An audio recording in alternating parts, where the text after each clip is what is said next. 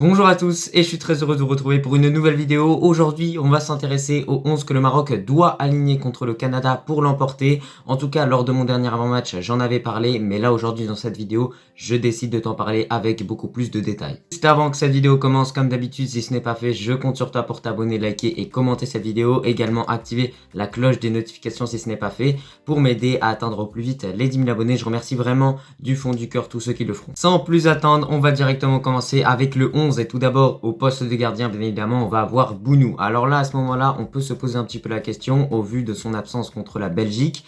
Alors écoutez, franchement, c'est pas vraiment grave ce qui lui est arrivé à Bounou. Il a juste eu quelques vertiges au moment de l'hymne national. Du coup, bien évidemment, Mounir l'a remplacé. Mounir a vraiment été brillant contre la Belgique, mais ça n'empêche pas que quand même, dans la hiérarchie, Bounou reste le premier. Et Bounou doit acquérir du rythme contre le Canada, bien évidemment. C'est pour ça que je le mets en tant que titulaire.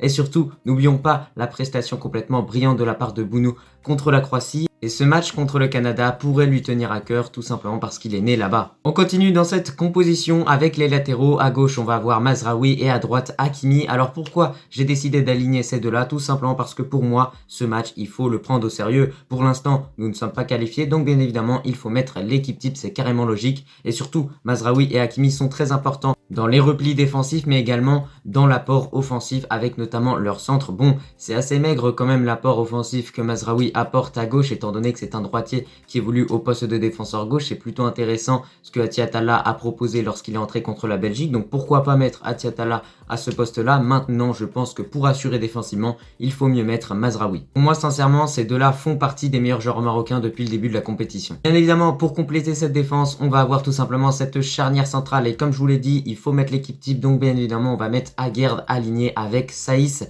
Les deux font un travail extraordinaire depuis le début de cette Coupe du Monde 2022. Saïs est vraiment à son prime. Aguerd, c'est également la même chose. L'un évolue du côté de West Ham, l'autre à Beşiktaş. Donc bien évidemment, on a deux joueurs qui ont beaucoup d'expérience. Et contre la Croatie et contre la Belgique, ils ont vraiment été au top. Et pour moi, Walid Regragui devrait les mettre en tant que titulaire contre le Canada, tout simplement pour éviter de prendre un but dans ce match-là, parce que ce serait dommage d'avoir pris 0 but contre la Belgique et la Croatie pour au final en prendre un contre le dernier du groupe. Juste devant cette défense de 4 défenseurs, bien évidemment, on va avoir Amrabat. Et bien écoutez, depuis le début de cette Coupe du Monde 2022, sincèrement, Amrabat, il m'a surpris, il réalise des prestations qui sont juste extraordinaires. Il est vraiment présent dans l'apport physique, mais également dans les récupérations. Il apporte beaucoup offensivement et défensivement. On a vraiment besoin de lui pour gagner ce match contre le Canada. Ça va être costaud en face, donc bien évidemment Amrabat est à mettre en tant que titulaire. Juste devant Amrabat, pour compléter ce trio du milieu, j'ai décidé de mettre Sabiri avec Unai. Et ben écoutez, ces deux joueurs vont s'occuper un petit peu de tout ce qui est l'aspect créativité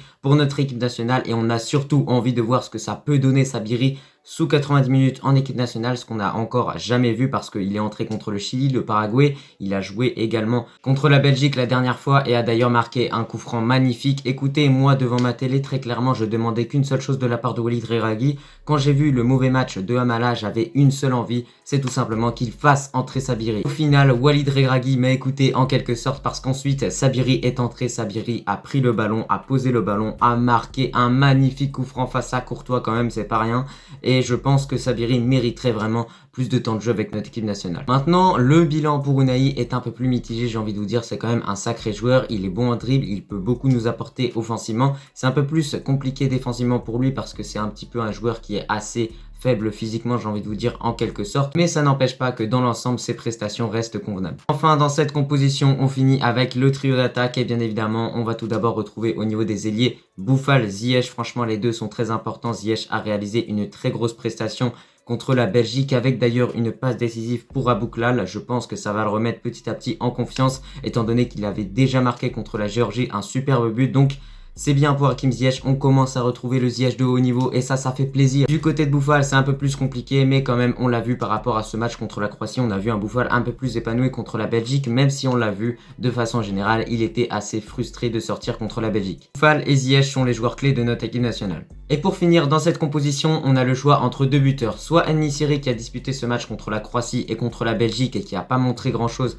à part ses replis défensifs. Offensivement, c'est vraiment très pauvre ce qu'il a proposé En-Nesyri étant donné qu'on a un joueur qui est vraiment pas à l'aise techniquement. C'est pour cela que pour ce match contre le Canada, étant donné que le Maroc est quasiment qualifié, j'ai bien dit quasiment, je décide de mettre Hamdallah en tant que titulaire étant donné que son entrée contre la Belgique a vraiment été bonne. Son entrée contre la Croatie a été catastrophique, il n'a pas touché énormément de ballons, mais ça a été un peu plus intéressant contre la Belgique parce que la Belgique a attaqué et forcément il y avait des situations de contre pour le Maroc et je trouve que de façon générale, Hamdallah les a plutôt bien gérés et a su être bon techniquement, a su parfois à certains moments savoir temporiser, garder le ballon et surtout s'imposer physiquement parce que quand même Hamdallah, on va se le dire, il est costaud. Sur le plan défensif, je pense qu'on peut même mettre Hamdallah étant donné qu'il a fait les efforts contre la Belgique en revenant défendre. Écoutez, voilà un petit peu de façon générale vis-à-vis de ce 11, tu vois quand même que c'est cohérent, il faut vraiment prendre ce match au sérieux et c'est pour ça que j'ai mis beaucoup de joueurs titulaires bien évidemment de base avec Saïs, avec Aguerd, avec Hakimi et Mazraoui. On peut également mettre pourquoi pas en tant que défenseur gauche Atiatala pour un peu plus d'animation offensive sur le côté étant donné que je l'ai dit mais Mazraoui est un droitier qui évolue au poste de défenseur gauche et c'est pas forcément top pour les centres. Mais du coup j'ai décidé de faire deux changements au total, mettre en tant que titulaire Sabiri et Hamdallah qui pour moi méritent amplement leur place. Sincèrement je pense que le système tactique qui convient le plus au Maroc pour ce match contre le Canada est tout simplement un 4-3-3. Bien évidemment défensivement le Maroc repassera dans son traditionnel 4-1-4-1 qui a bien été opéré contre la Croatie et contre la Belgique, donc bien évidemment on va le remettre en place contre le Canada, mais visiblement au vu de l'adversité le Maroc devrait employer plutôt un jeu de domination dans ce match là et c'est pour ça que ça va être quelque chose de profitable pour des joueurs comme Boufal et Ziyech qui vont pouvoir un peu plus montrer leur qualité. Également au niveau des changements que j'effectuerai durant ce match là, j'aimerais bien voir en tant que super sub Abdé mais également voir Atiatala entrer à ce poste de défenseur gauche parce qu'il a beaucoup apporté. Il y a un dernier joueur que j'aimerais bien voir entrer pour notre équipe nationale contre le Canada, c'est tout simplement Gebran et ce serait intelligent pour laisser Amrabat un petit peu se reposer sur le côté. Écoutez, c'était tout pour cette vidéo, je te remercie si tu l'as regardé dans son entièreté et moi je te dis à la prochaine.